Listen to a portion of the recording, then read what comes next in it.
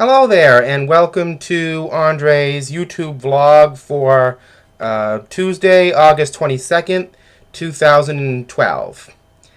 Now,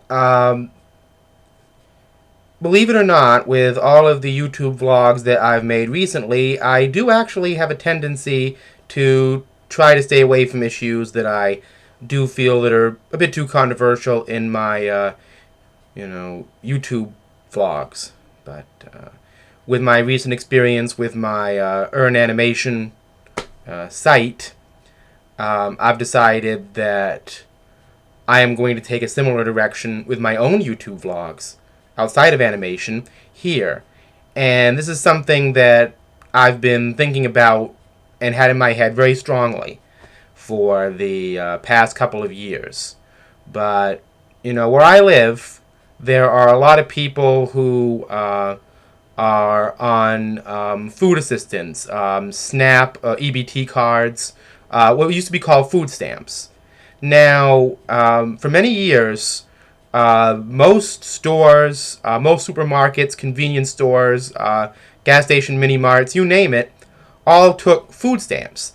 But around 2005, 2006, I don't remember what year, the state of Maine went over to what is called the SNAP card. And each month, the amount that you get would be put on that card, and you would use that card like a debit card. Now, ever since that time, and more so in recent years, I've noticed that a lot of stores that have moved into town, especially more specialty ones, that have a better quality of items, do not take SNAP cards. And interestingly enough, another big infrastructure of people who do not take SNAP cards are convenience stores, especially ones in my immediate area. Now, I have actually asked a couple of these places why they don't take these. And one of them had told me that the reason they don't take SNAP cards, EBTs, are because the equipment that they would need to put into their computer to do this would be very expensive. But of course, I have my own point of view on it, and it's this. Years ago, my father had an enormous postcard collection. He had postcards covering the entire wall of the house I grew up in. And one of the postcards, and I'll never forget this, I don't even know who it was quoted by or if it was quoted at all, but the postcard, next to a painting, had a statement that said, "If I give food to the poor, they call me a saint. If I ask the poor why they have no food, they call me a communist." Now, this was roughly around the time when the Berlin Wall came down and the Cold War was ending, so it was a very revolutionary statement at that time.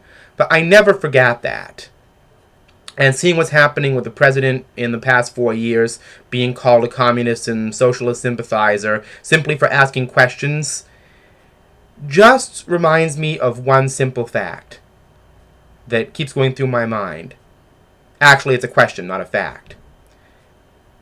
Are the real reason that a lot of places aren't taking SNAP and EBT cards have to do with the amount of money and cost put into the equipment needed to do this?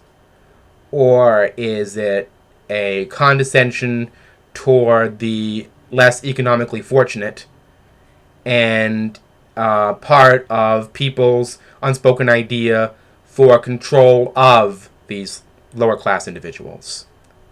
And I keep thinking of that postcard over and over again. For having thoughts like this, that's communist thinking. It's not. It's very, very democratic. And that is an important thing. The job market in this country still is not perfect. It isn't even close to good, actually. And the reality is, right now, there are going to be a lot of people all over the country who are on food assistance. And that includes a lot of what I call perceived minorities. That is the African American community, the Hispanic community, a huge portion of the population that are viewed as a minority. And of course, we all know that the actual minority in this country is the 1% of people who hold all the wealth. Now, Again, this all sounds like communist thinking. But the fact of the matter is, when you get all this gobbledygook boiled down, why is it that you can only go into certain places and use your EBT card, and you can't go into others and use them? And if you're on food assistance and on SSI payments for disability or whatever it is, and you go into a store, you may have to dip into your precious SSI money to buy food in a store that doesn't take EBT stamps, and it's going to be a big drain on your income. So it makes sense to me that the more places take EBT cards, the better it'll be for the economy, and the more of a natural stimulus it will give it. Now, that's just my way of thinking, but this is something that's been going through my head for a long time, and I have to admit, I think it should be done.